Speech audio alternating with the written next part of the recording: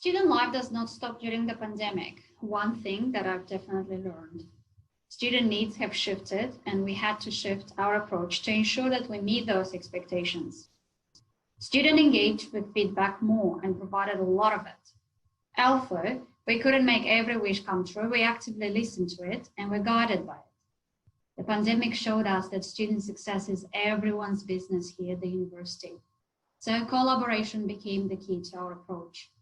And that is shown not just by hundreds of Zoom meetings that we all had together, but also by the great results that we all achieved in a very short period. Hi, I'm Reese. I'm one of the student wellbeing advisors. And one thing I've learned through this whole COVID process, just about the students and their ability to care for each other, is just that regardless of how tough of a situation students are in, we still have students that are turning down supports because they believe that they're doing okay, even if they're in a tough time, because they would rather it go to a student that's in greater need than them. And it's just fantastic to see that they still care about each other regardless of what they're going through. So first thing that I learned, which I think was a bit of a surprise, is that students attend more online classes than they do face-to-face. So that presented a bit of a challenge for us, as we had a bit of a tough time trying to organise activities for them to fit in around their classes.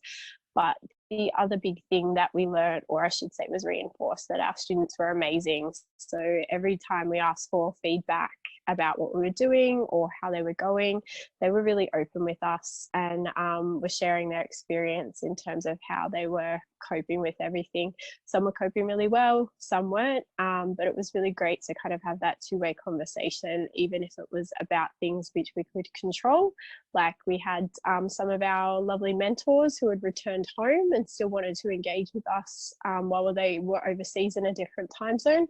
So we were able to adjust accordingly, but other things was just about referring them to the right feedback mechanisms. We delivered successful online training with students about how to create safer communities and how to help peers and friends who are in need. The feedback tells us that students love opportunities for online connection and engagement because it helps them feel safer and more comfortable. We've also learned about how important it is to communicate clearly and concisely about complex, sensitive topics with students. Students have been looking for tools they can use and services they can access to help them navigate really challenging times. We've been able to respond really well by disseminating support services and resources, improving our systems, and listening to the feedback and recommendations from our student community. In our work, we know COVID-19 has created additional risk of our students experiencing harm, such as racism, relationship violence, and harassment and discrimination in online contexts. In light of this, we've learned that maintaining and strengthening our student support services, particularly for students from diverse and marginalized communities, has never been more important.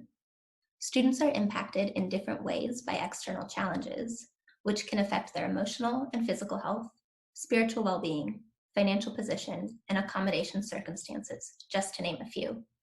In the midst of a pandemic, though, we've seen this is all magnified, which is why compassionate and effective student support is crucial. Hi, this is Natalie. Through COVID-19, I learned how important it was and how crucial and rewarding working and collaborating with people across the university, having the same mission, making a positive difference in students' lives. It's great, it's a learning curve, getting out of your comfort zone, learning new things, facilitating webinars, assisting with calling campaigns, working closely with charities, working with Study New South Wales and the greater New South Wales community, and making a positive difference in the students' lives. I'm very lucky to work in such a great team where we all collaborate together and learn new things. So thank you. Social connection is so important and needed. Students just wanted to have some sort of connection with their friends, staff, or even another random student who was experiencing the same thing as they were. And finding out what was going to resonate took a long time. Whilst we've always joked about students not wanting to be in class, they actually do want to go. And being a digital native and being familiar with the online world is not the same as being able to learn online. And it turns out young people don't want to be in front of a computer all day long. A university experience encompasses many things, not just the classes and lectures that you go to, but the other small things that make a university. Hanging out with your friends in Maze, walking down Wally's Walk and being accosted by student groups trying to sell you a sausage sizzle, rushing to grab a coffee before a 9 a.m. lecture. All of this complements the learning environment and contributes to the fun memories that they'll take away from their time at Macquarie. Hi there. Things I've learned about our students over the past few months. Across the board, our students love to be engaged and active, but only on their own time. Generally, after around 12 p.m. The later the better, of course. With our student bloggers, we have had 16 diverse individuals sharing their unique experience in 12 well-written blogs that have now been shared globally. Our very own student publication, Grapeshot, isn't the same online as it used to be in print, although they have managed to reduce their carbon footprint over the last 4 issues. And last not least, contrary to popular belief, the NBN cannot cope with the increased demand, especially with Zoom, and is the only reason for me being on video mute, and definitely not this amazing video. Bye for now. Okay, 30 seconds on the achievements of the Complaints, Appeals and Discipline team since March 2020. We've successfully moved online with the University Discipline Committee and our community of practice. We're very proud of the achievements in this space. We meet fortnightly online with academics and students. We've processed more savings cases in 3 months of the COVID shutdown than the entire 2019 period. And we're running a pilot program to help identify and raise awareness around the problem of contract cheating across the organisation. It's a really important awareness raising piece. We're proving ourselves to be agile and student focused in the academic appeals area, and as a consequence, we're really driving down the number of complaints that are being received by the New South Wales Ombudsman. It's a significant achievement. We're also setting new KPIs for complaints resolution and cleaning up a big backlog of unresolved complaints from 2019. We've also implemented a Simplicity Advocate system for incident reporting, and we look forward to sharing that with you later in the year. Lots happening in this space. I'm really proud of the team. Well done. Hi.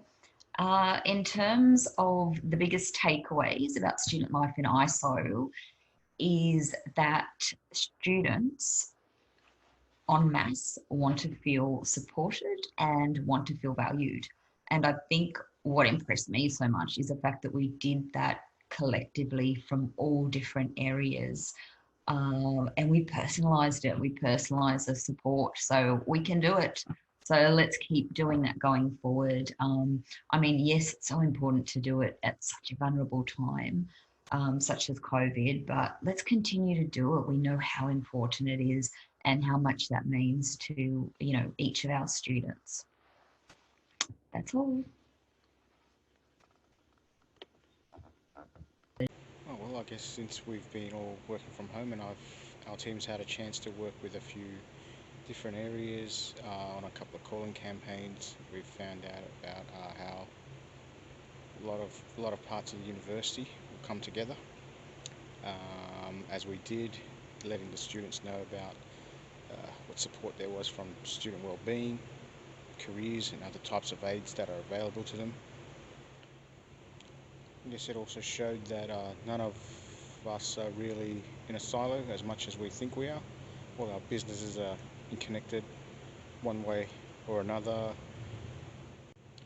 And yeah, I think for me it was really great to see how many of my colleagues were able and happy to work out of their comfort zones to make sure our students were able to keep their head above water during these difficult times.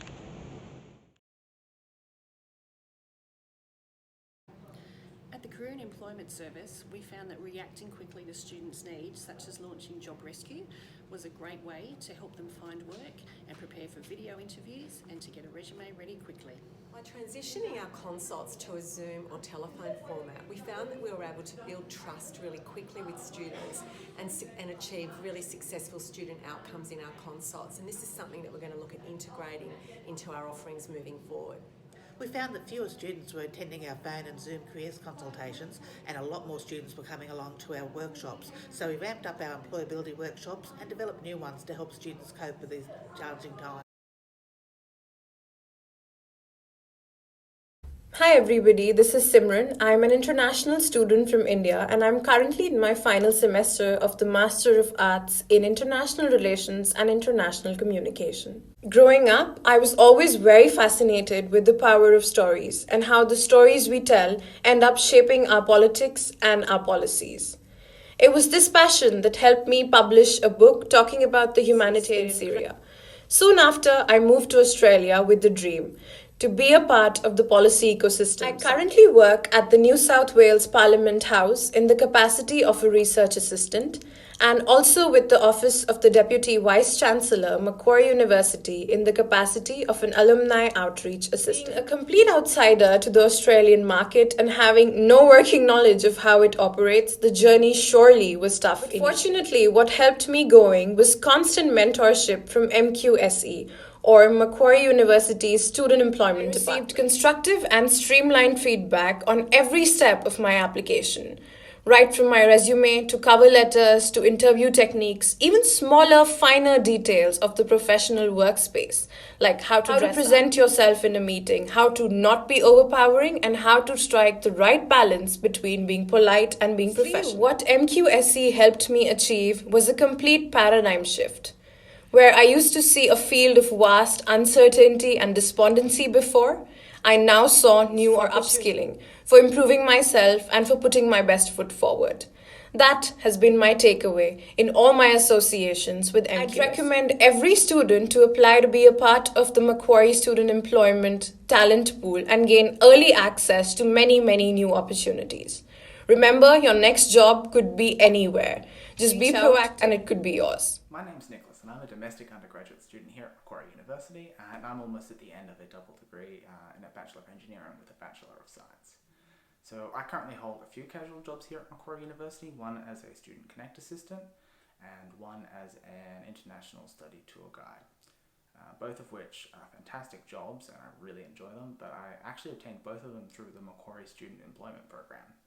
So I think the employment process for students at Macquarie is actually really fantastic, and I'd 100% recommend it no matter what stage of your studies that you're at, just because it is incredibly valuable. I know for me personally, the workshops help improve your resume skills and also your interview skills, and the feedback that I received from them really helped me own in on a couple of weaknesses that I hadn't personally identified and allowed me to improve my interview and resume writing skills. I think the program is really great, especially if you are trying to upskill or obtain a job while you are currently studying at university. Today I'm going to be sharing my experience of becoming a staff member at Macquarie. To get started, I just want to say I actually have 4 paid jobs on campus, which sounds like a lot, but only 2 of those are active at the moment. So officially, I'm a Student Connect assistant, student blogger, student rover, and student casual for the Future Students team.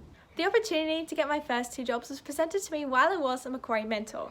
Fun fact, I actually joined the Mentors program when I had just turned 18 and I was still in my first year, but I was in my second session. So my first 2 jobs were student rover and student casual, and the application process for both was quite simple.